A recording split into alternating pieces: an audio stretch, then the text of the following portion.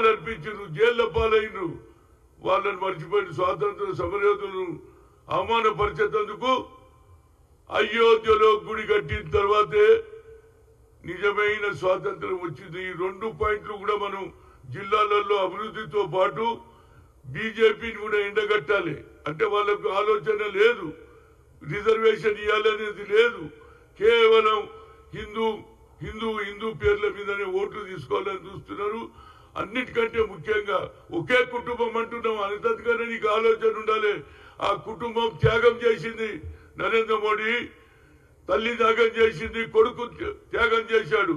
ఈ మాటలు కూడా మనం ప్రజల్లో చెప్పాలి. అది కాదు, మనం చేసినటువంటి ఐఐటి ఐఐఎంలో all India OBC parliament committee separate చేసింది. అగ్రకులాల్లో పుట్టిన బడుగు బలైన వర్గాలకు ఆలోచన చేసే ఇందిరాగాంధీ కుటుంబాన్ని కూడా అవమానపరుస్తున్నారు.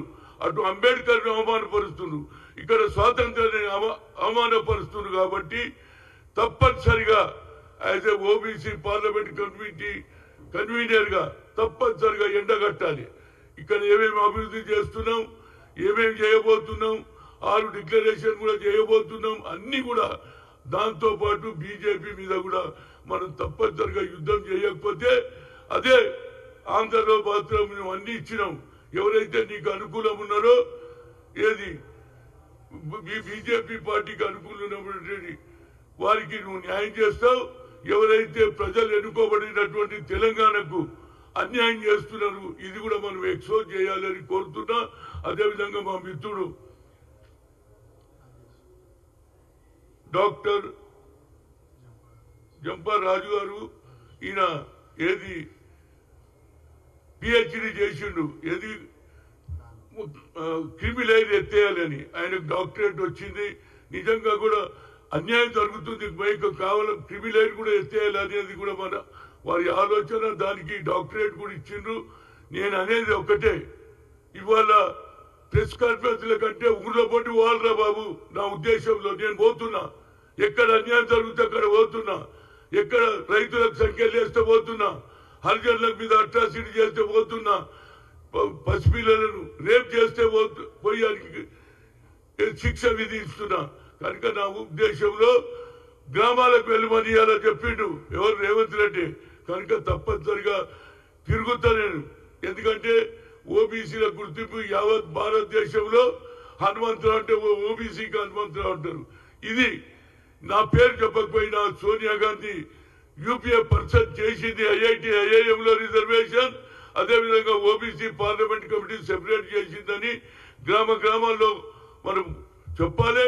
అదేవిధంగా నరేంద్ర మోడీ ఏదైతే అంబేద్కర్ ను బీజేపీ ఆర్ఎస్ఎస్ అవమానం చేసింది, దాంతో పాటు ఇవాళ ఏదైతే స్వాతంత్రాన్ని కూడా పక్కదమ్మున పెట్టేయడానికి స్వాతంత్ర సమరయోధులైనటువంటి షహీద్ భగత్ సింగ్ గారి వాళ్ళకు ఏది అవమానం చేశాడు, ఇవి 2 కూడా మనం చెప్తే తప్పనిసరిగా అటు రాహుల్ గాంధీ కానీ సోనియా గాంధీ కానీ కాంగ్రెస్ పార్టీకి బలం ఏర్పడుతుంది. వాళ్ళు ఏం చేస్తలేరు. ఇవాళ ఎన్ని అడుగుదడుకులు ఉన్నా రేవంత్ రెడ్డి ఈనాడు 42% ఇచ్చారు. నేను ఆయన కృతజ్ఞతలు చెప్తున్నా. దీనితో పాటు ప్రతి పౌరుడు, ప్రతి స్త్రీ కూడా తప్పనిసరిగా ఏదైతే మొన్న జరిగినటువంటి కులంగణలో పాల్గొన్న వారందరికీ కూడా నా హృదయపూర్వక ధన్యవాదాలు.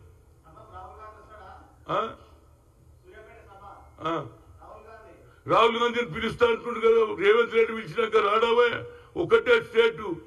ఒకటే స్టేట్ ఏదైతే రాహుల్ గాంధీ సందేశాన్ని తూచా తప్పకుండా అమలు చేస్తే ఆయన తప్పనిసరిగా వస్తాడు, ఖర్గే కూడా వస్తాడని చెప్తున్నా. దీనికి కొందరు వ్యతిరేకం చేయడానికి ప్రయత్నం చేస్తే దాన్ని మనం ప్రజల దగ్గర పోవాలి, మనం చేసిన అభివృద్ధి చెప్పాలి. రేవంత్ అదేవిధంగా బీజేపీ ఆర్ఎస్ఎస్ చేస్తున్నటువంటి అంబేద్కర్ కు అవమానం, స్వాతంత్ర సమయంలో ఈ 2 కూడా ప్రజల్లోకి వెళ్లాలనే ఉద్దేశం పివి గారు చేసిన. ఆ రోజుల్లో పివి గారికి ఆలోచన వచ్చింది, బడుగు బలహీన గురించి ఆలోచన ఆయన కూడా అగ్రకులాల్లో పుట్టిన పేదవారి గురించి ఆలోచన చేశాడు. అక్కడ ఆయన ఎవరు చక్రం శ్రీనివాసరావు గారు శ్రద్ధ వహించారు, మిగతా నాయకులు సక్సెస్ అయింది. అదేవిధంగా రేపు కూడా సూర్యాపేట సభ సక్సెస్ కావడానికి నా శాయశక్తుల కృషి చేస్తా. రైట్.